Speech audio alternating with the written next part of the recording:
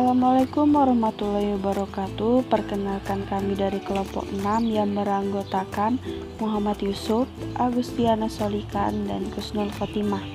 Kami di sini akan menjelaskan tentang humanisme, keunikan individu, dan psikologi konstitusi.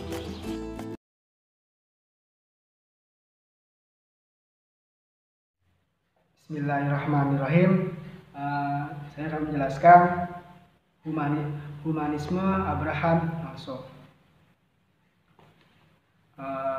Humanisme Abraham Maslow itu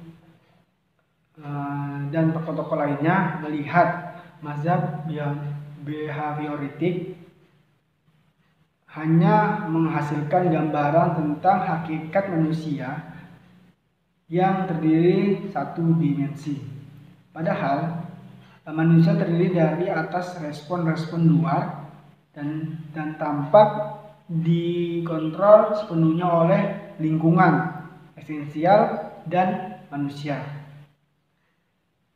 Dan juga ide-ide humanis Abraham Maslow, yaitu manusia memiliki hakikat batin yang esensial dan biologi yang di dalamnya mencangkup semua kebutuhan dan dorongan dasar menuju pertumbuhan dan aktualisasi diri. Inti batin kita merupakan daya positif yang menekankan kita menuju realisasi kemanusiaan seutuhnya, sama seperti batin yang bisa dikatakan menekankan tanah agar kita tumbuh menjadi pohon.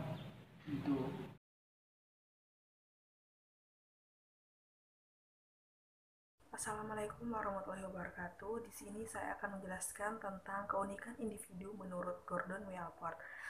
Pertama-tama, saya akan menjelaskan terlebih dahulu mengenai riwayat dari Gordon W. Allport. Gordon W. Allport dilahirkan di Indiana pada tahun 1897. Tetapi dia dibesarkan serta mendapatkan pendidikan yang awalnya di Cleveland. Ayahnya adalah seorang dokter. Dia memiliki 3 orang saudara dan semuanya adalah laki-laki. Dia menyelesaikan pelajarannya di Harvard University pada tahun 1919.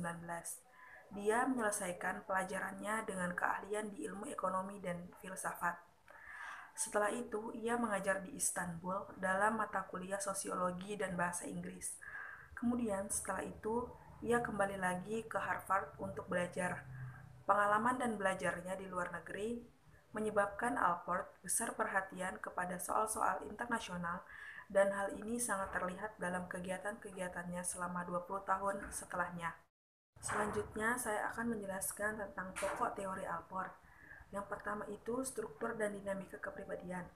Dalam teori-teori yang lain, dapat digunakan rangka pembicaraan tentang struktur, dinamika, dan perkembangan kepribadian. Akan tetapi, dalam kasus teori Allport, pemisah ini nampaknya tidak dapat dipakai, karena bagi Allport, struktur kepribadian itu terutama telah dinyatakan dalam sifat-sifat traits, dan tingkah laku juga didorong oleh sifat-sifat. Jadi, struktur dan dinamika itu pada umumnya satu dan juga sama. Selanjutnya, saya akan menjelaskan tentang kepribadian watak dan temperamen. Yang pertama ada kepribadian. Kepribadian menurut Allport adalah organisasi dinamis dalam individu sebagai sistem psikofis yang menentukan caranya yang khas dalam menyesuaikan diri terhadap suatu lingkungannya. Yang kedua ada watak atau biasa yang disebut dengan karakter.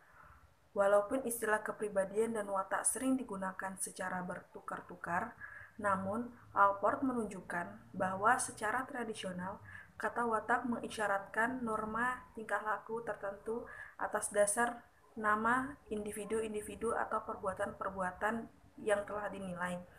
Selanjutnya adalah temperamen.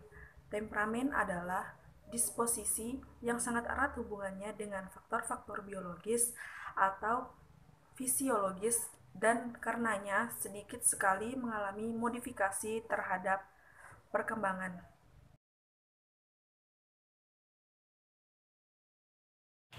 Baik, saya di sini akan menjelaskan psikologi konstitusi. Dari tokohnya itu ada William H. Sheldon. Sini saya akan membacakan riwayat William H. Sheldon. Sheldon dilahirkan pada tahun 1899 di Warwick, Rhode Island, dan dibesarkan di sana pula dalam suasana pertanian. Suasana pedesaan dan hubungannya yang erat dengan ayahnya seorang naturalis dan peternak besar pengaruhnya terhadap pandangannya mengenai manusia.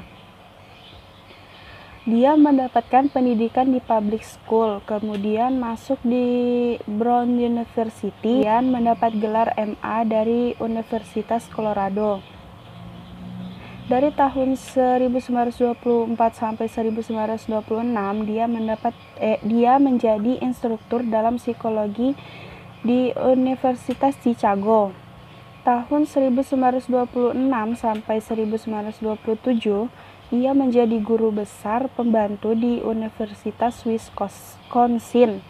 Setelah menyelesaikan pelajarannya dalam bidang kedokteran, dia bekerja di rumah sakit kanak-kanak di Chicago dan kemudian mendapat beasiswa untuk belajar psikiatri selama 2 tahun.